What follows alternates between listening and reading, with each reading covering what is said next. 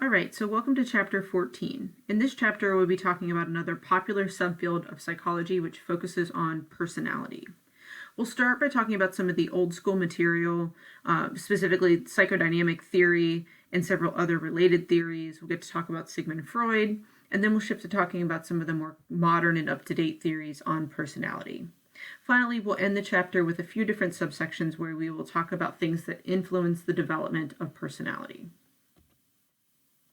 But before we get into that, I want to just start with some general comments on the term personality and how we define it. I think the word personality is something we throw around a lot in everyday conversation. We don't really think about it a whole lot, but I think it is a commonly used term. We often will comment on people by saying, well, they've got a great personality. I think we also use a lot of the terms that will come up in this chapter, things like being extroverted or introverted. We'll also talk about neuroticism and agreeable openness. A lot of the different terms that I think everyday lay people use to describe other people are in fact a lot of the language that we see in this subfield of psychology. So just to get started, when I say personality, I mean distinctive and relatively stable patterns of behaviors, thoughts, motives, and emotions. So there's a few things I want to call your attention to in this definition. The first is the word stable. So let me kind of pause and say the word stable is contingent on the word relatively in this definition as well. So the first thing I do want to point out is that these are fairly lifelong, consistent traits that we see in people. So day to day, year to year, these are things that tend to not significantly change in people. Okay, but the word relatively does help us better understand that although they're stable and we're not going to see huge changes, we do sometimes from day to day or situation to situation see minor changes in how people behave, think, or feel. So I think the word stable really does need to be kind of conditional with the word relatively. So I don't want you to think that people will behave exactly the same across situations, but we do see great consistency. The other aspect of this definition that I want to point out is that this isn't just focusing on behaviors. When we talk about personality, we really do mean kind of an all-inclusive way of characterizing the person. And so, when we get to talking about psychological disorders, I think you'll see that when we start to talk about some of the difficulties people have, it isn't just about the things people do. It's also about how they think about those things, what they're motivated to do, how they feel about the things they do, and what other people do to them. So personality, I think, is more inclusive than a lot of people realize.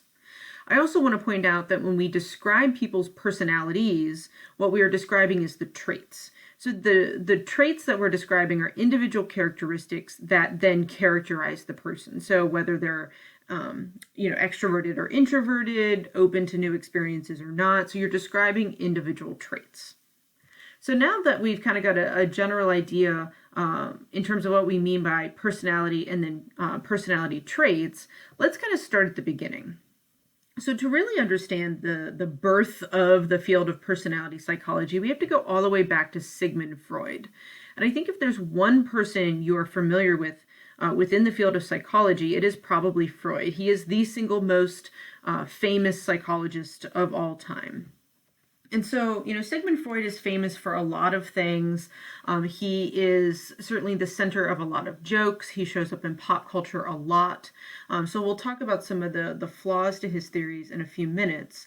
But we really can point to him as one of the first people to give us a foundation for how we can talk about the development of personality. And so when we talk about Freud, we're talking about kind of these coexisting theories. So psychodynamic theory and psychoanalysis theory, they're essentially the same thing. There are differences between them. But to really get into that, we would be talking about like a graduate school level clinical psychology class. And we just don't have to have that level of detail for this class. So essentially, when we say psychodynamic or psychoanalytic, we're talking about theories that explain behavior and personality in the context of unconscious energy dynamics.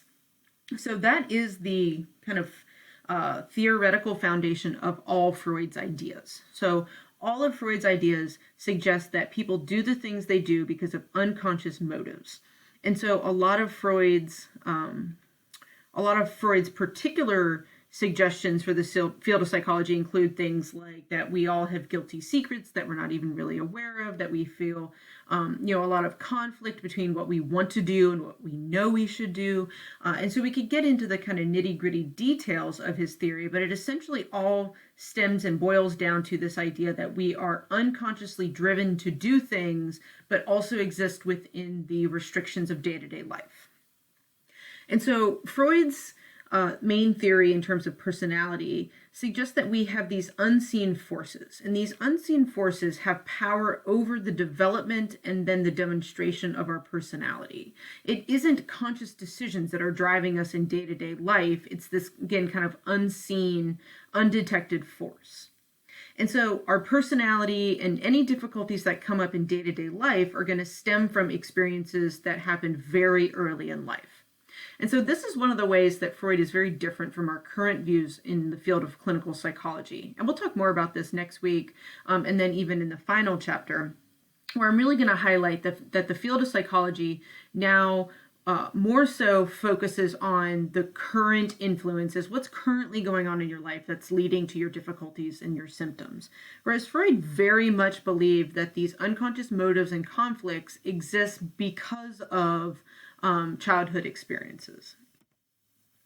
And so his theory led to what we can talk about as the structure of personality. And so it's the interaction and then also the balance between several different systems. And so here at the bottom of the iceberg, you can see the id. So the id is the first part of the system within Freud's theory, and he claimed that it was present at birth. And so the id is going to be the source of unconscious psychological energies. It's essentially our primitive motives. And he talks about the primitive motives as being kind of these competing instincts between the sexual instincts that people have and more aggressive instincts. And so you can think of it as kind of this like tug of war that's happening. And you can see over here where it says this is happening fully unconscious. You are not aware of these urges or competing instincts. The second part of the system is the ego, which is up here towards the top of the iceberg. So the ego is going to be more of the reference at which these instincts are the reference point for society, essentially. So what we see is that we have these instincts, these urges that we want to engage in, but we also have the demands of society. And so what's the role of the ego is to try to control the id's desires for sex and aggression, so that kind of tug of war that's happening, but it's where reason is going to enter the picture. And so you can see that a large amount of this system is happening within conscious awareness. So again, kind of the critical thinking and reasoning that we're more aware that we're doing. But some of it is in fact below the surface and unconscious. And so the last part of the system you can see kind of spanning the range over here is the superego. So that is in fact the conscious. That is going to represent where we have gotten feedback from parents or our understanding of morality. And so essentially this is what leads to our feelings of pride or shame, our sense of I did the right thing or I did the wrong thing. And you again can see that this spans both conscious and unconscious, because we might be consciously aware of some of the rules or feedback we've received, whereas some of it might be more unconscious and we're less aware. So essentially, when I think of how Freud conceptualizes personality, what I picture, if you've ever seen it in those cartoons, is where a character might have like a little angel on one shoulder and then a little devil on the other shoulder. It's essentially, the devil's telling them to do something bad, and then the little angel tells them, well, don't do that, you'll get in trouble or you'll disappoint your parents. And so it's this idea of you have conflict between what you want to do and what you know is right. And so what Freud would say is healthy personality is when these systems are in balance. It isn't necessarily that the id doesn't have these primitive motives. Those primitive motives are going to be there. And that's one of the things that Freud, I would say, was pretty consistent in his theories, is that, we all have these sexual drives. We all have these aggressive urges. But it's more about how this three-part system balances and manages the conflict that stems from those urges and instincts. And so the healthy personality is when the system is in balance. And so your textbook goes on to talk about a few other areas of the field that Freud, informed us on. And so one of them is on defense mechanisms. So essentially, our ego has these skills or tools or mechanisms it can use to try to relieve the tension that it's sensing from these, again, kind of dueling interests or instincts. And so these are called defense mechanisms. And so these are ways that people essentially try to cope with the discomfort they have stemming from unconscious conflicts.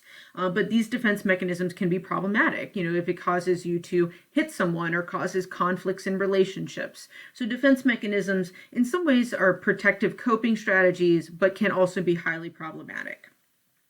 Freud also talked about psychosexual stages of personality development. So things like the oral stage, anal phase.